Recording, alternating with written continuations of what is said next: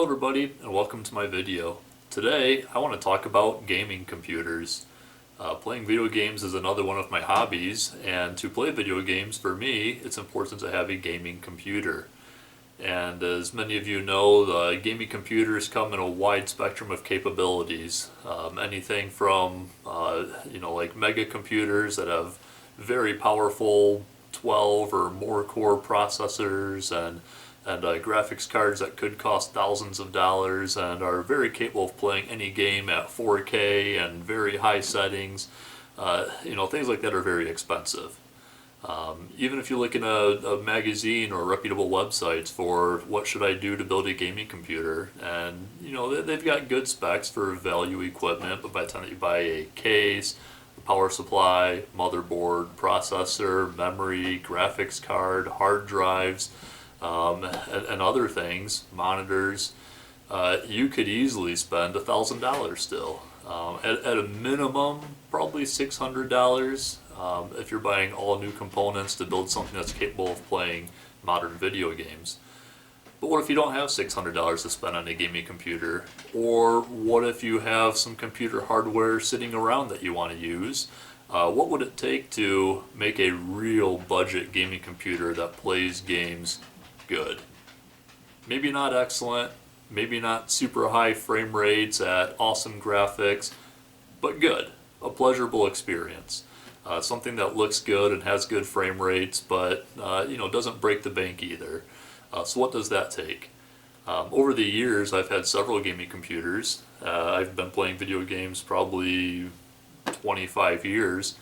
And my first gaming computer had a very simple graphics card. This is a FX 5200, which was really popular about 20 years ago. And this little card played a lot of the games at that time, but they weren't 3D games where you're, running around first person, high-end graphics. The games back then were pretty simple.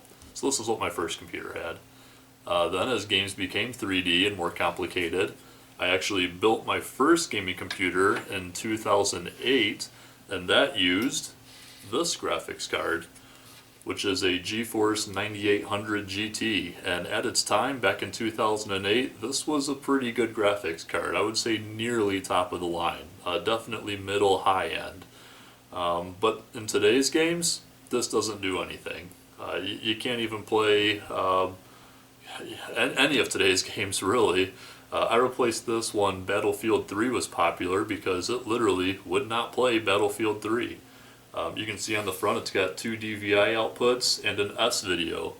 If you're not sure what an S-video is, that's because nobody's used S-video for a very long time, and this card is obsolete. When that card became obsolete, something like this would have been able to play video games. This is a ATI 4670, a Radeon card, and you can see that it has a bigger fan than the 9800 GT. In general, if it has a bigger fan, it's probably a more capable card. And this card has an HDMI output also on it, whereas the old card did not. So that's a good sign for a more modern card. But for any of today's, better, state-of-the-art cards or recent cards, they're going to have DisplayPort, mini DisplayPort. Pretty much everything has HDMI. This card has a VGA. You probably won't see VGA on very many cards. A lot don't even have a DVI port anymore. So this card also is obsolete. It's not going to play anything that you want to play today. So what do we want to play today? What I'm looking forward to is Cyberpunk 2077 coming out, and I've got the specs here for what that game takes. And can we do a computer? Can we build a computer that can meet those specs and play that game? So this says that the minimum specs is a Core i5 3570K.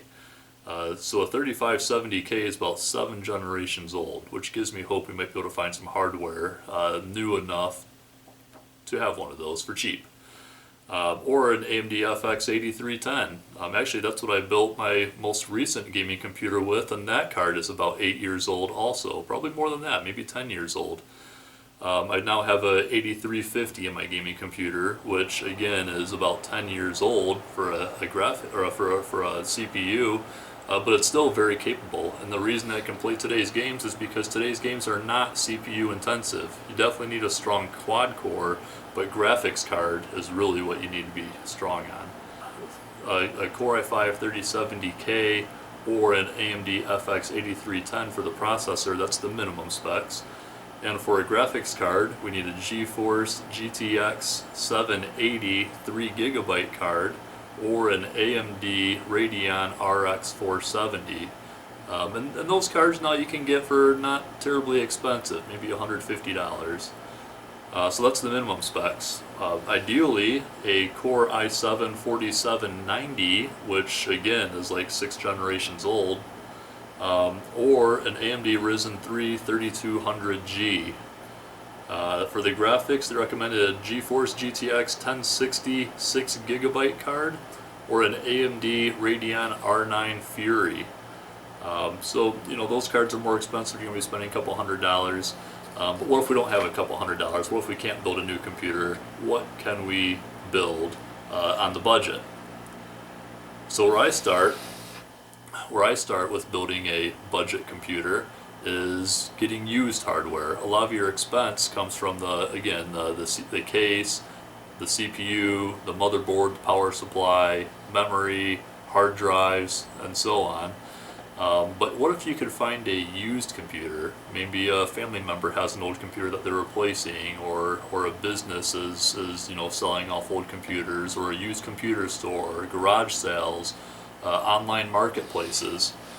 So what I have here is a computer that I pulled out of a dumpster. And the good thing about used computers is it has a case, although this one didn't come with the side cover. Oh well. It's got a power supply, it's got a processor, it's got memory in here. It came with one stick of 8 gig memory. So I've got an open slot still, I could put more memory in there, but 8 gig is the minimum that you're going to want to play most games.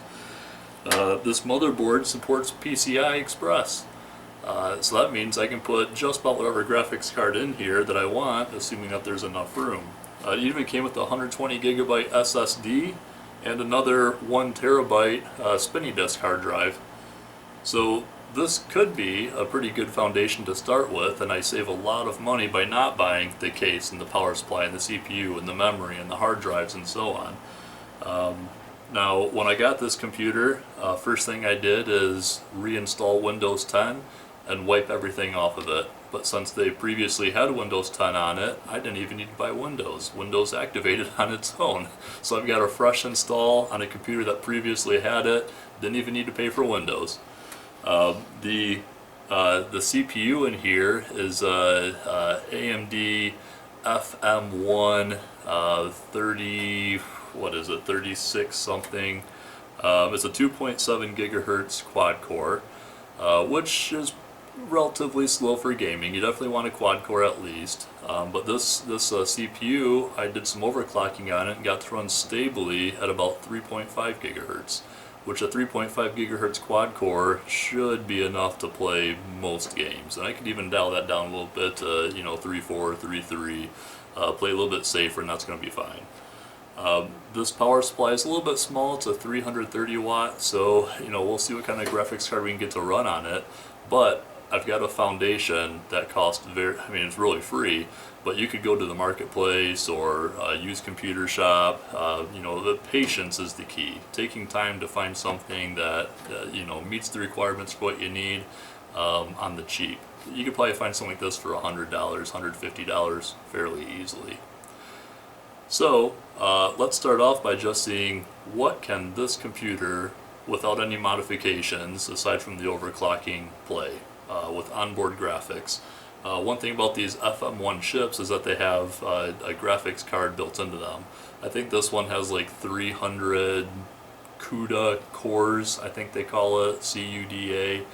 And really, compared to like the 7870 that would be recommended by for like Fallout 4 or Grand Theft Auto 5 or things like that, the onboard graphics are probably only about a quarter of the speed.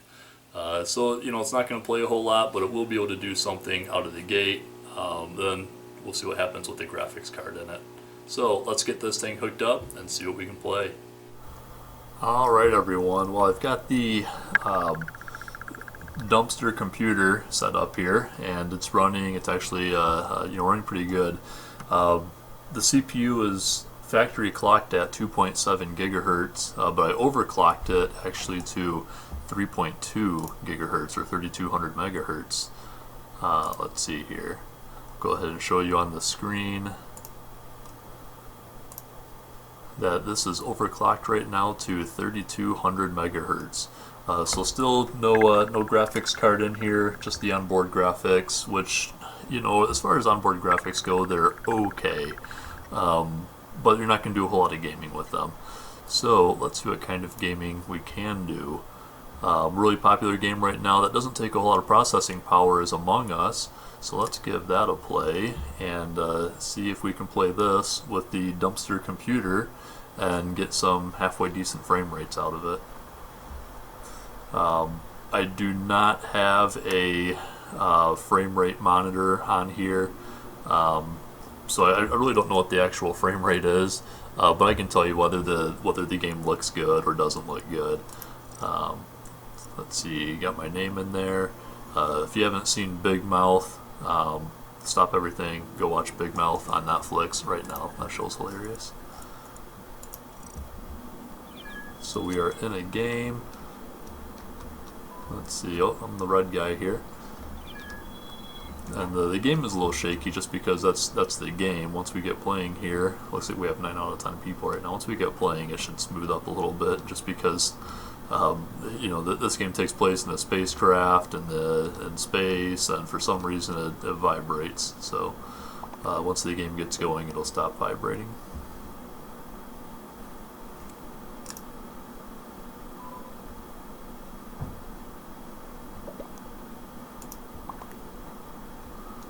Let's see. Nope, the game was going to start. Here we go.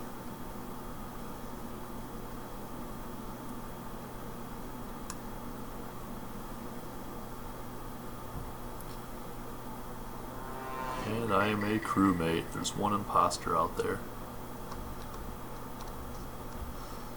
So just testing, running around here, this is definitely, the game looks good, it's playing smooth.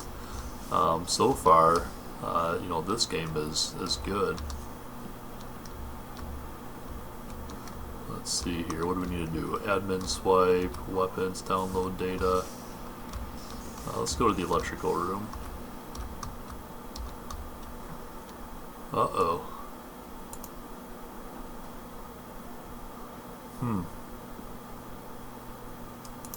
See if we can vote them off. Find the right person.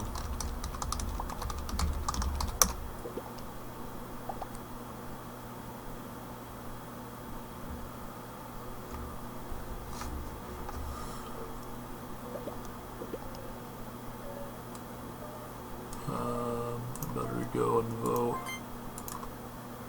I'm gonna vote for yellow. Somebody said it's yellow, so. Okay, it could be Pops.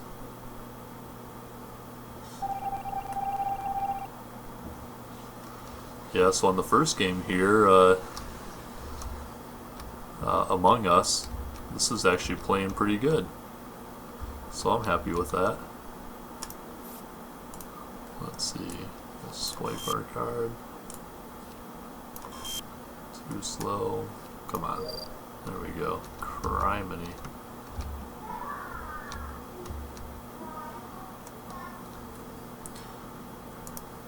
Alright, so on the simplest of games, I'm going to leave this game. On the simplest of games, it plays no problem really. So let's dial up a little bit and see if we can play Portal. Haven't played Portal in a while. And this game is, geez, probably about 10 or 12 years old, maybe even more than that.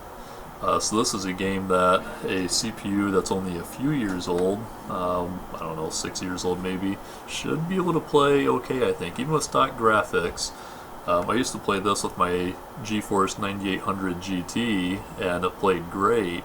So this card is probably even more powerful than that, just the onboard CPU graphics chip. So let's see what it can do. Let's see, we'll do a, oh, do we have any load games? Oh, I guess so. Okay. Let's load a game here. I don't know how I have load games. I guess that maybe Steam has them in the cloud, but we'll see how it plays. Was it worth it? Because despite your violent behavior, the only thing you've managed to break so far is my heart. Wow. Maybe you could settle for that. So it's a little choppy, but you know, overall this is really good for a computer that came out of the dumpster. Very playable. Uh-oh, where'd he come from? Yeah, so you know, dumpster computer so far, plays Among Us well, plays Portal well, a little bit choppy on Portal, but you know, overall I would have no problem playing this game like this and totally enjoying it. I would say that this is good. You know, again, it's not excellent, it's not a you know, fantastic high frame rate gaming experience, but it definitely plays good, and that's what we're shooting for here. So let's get out of Portal. I'm not going to save, I haven't done anything. And let's go to Fallout 4. Fallout 4 is, you know, probably the closest game, you know, that I have right now, probably to, you know, the new Cyberpunk 2077. Which isn't out yet. So, you know, if it plays Fallout 4 good, you know, if I can get a good gaming experience in Fallout 4, then I've got some confidence that when Cyberpunk 2077 comes out, I'm going to be able to get into that and at least be able to play it on a low to medium, you know, graphics with some decent frame rates. Okay, you can update the client.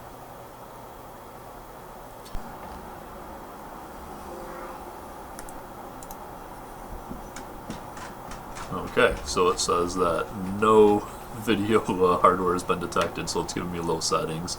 So it knows I don't have a dedicated graphics card here. Let's go ahead and change them to medium and see what happens on medium. And there are more settings in the game, you know, some finer adjustments you can make instead of just low, medium, high. Okay, input not supported. I don't know what happened to my game here.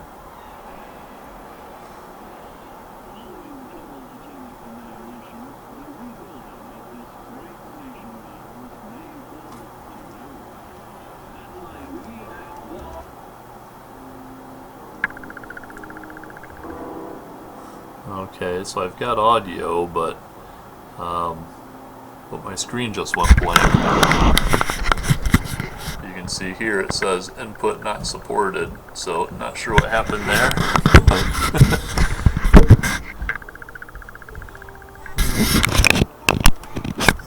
See if we can get that figured out. Alt tab.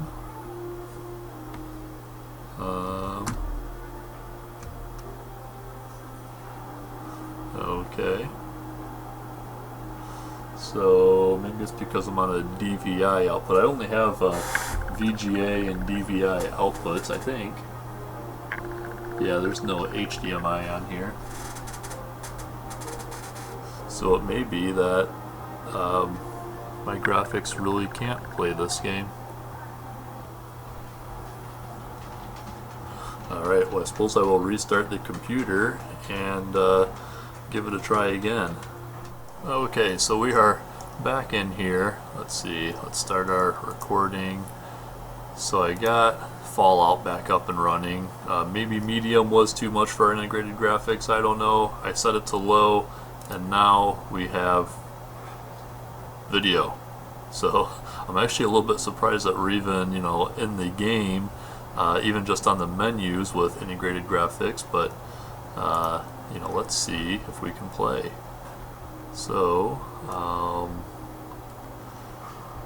where are we? So here, this looks somewhere interesting. Let's try this.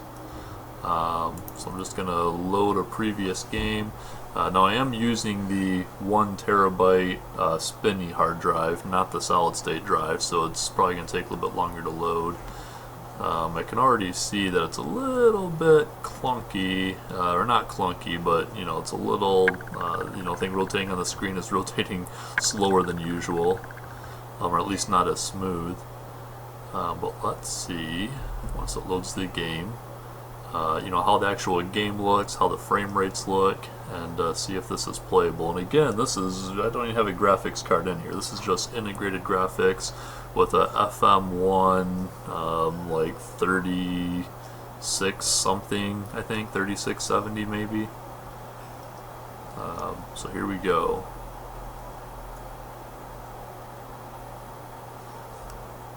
Okay, so you know, the game looks okay as far as graphics, but it is really really clunky. I mean, you are not going to be able to play a first-person shooter, you know, that has this much delay.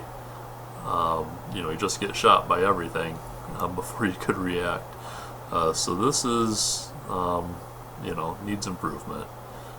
It's a good start. I mean, obviously the computer can get in here and play the game, but let's take a look at our task manager and see just how hard the computer is working.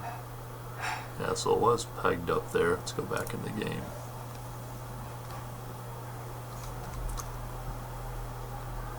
Yeah, even the controls, if I press escape, the menu opening up and closing is going slow. So I'm just moving around so the task manager more or less can data log, and I think we're gonna go back in there and see that we're just pegging out the CPU, and that's probably because there's no GPU to pick up the workload. Yeah, it's up there. Yeah, and it's running at like 3 gigahertz, right? Well, right now it is. It's probably running even faster a minute ago. But anyhow, you know, Fallout 4 is not working, which means that 2077 also is not going to play good. So the next thing is, let's get a graphics card in here. And it just so happens, from one of my previous computers, so this is what's actually in my gaming computer, an RX 580, and you know, if you're doing 1080p gaming, this is a really good card. It's a couple years old now, but it's, you know, it's a totally decent card, but they still go for a handful of money. But what I replaced previously is a AMD 7870, which happens to be the recommended graphics card for Fallout 4 and Grand Theft Auto 5 and some other games. So the next thing I want to do is put this card, which you can get, you know, used now for less than $100 on eBay, and you can get equivalent cards for $100 or so. And when you're gaming, the most important thing is to have a good graphics card. Build the rest of the computer around making your graphics card work. You know, as long as you have a quad-core processor and at least 8 gig of RAM. But one problem I have on this case is that it's just a little bit not quite large enough for the graphics card. So, you know, it may fit back there. I'm going to try to fit it in there. But I may actually need to cut a little bit out of this case to make this graphics card fit in here. But anyhow, let's see if we can get that installed. Another problem I have is that it's only got a 330 watt power supply, which probably really is too small for this graphics card. Also, I need 2 6-plug power outlets, which this power supply doesn't have any 6-plug power outlets. I only have, let's see, I've got a couple of these open, but in order to adapt these to the graphics card, I really need 4 of these in order to plug this graphics card in. And I think I only have 2 that are available, maybe just 1. So I may need to do some something here to make this work. Maybe I'll get some more ends for plugs for this this power supply, and adapt a few more on here. I don't know, but I'm gonna play with it, see if I can't get this graphics card in there, and then we'll see if Fallout 4 plays after that.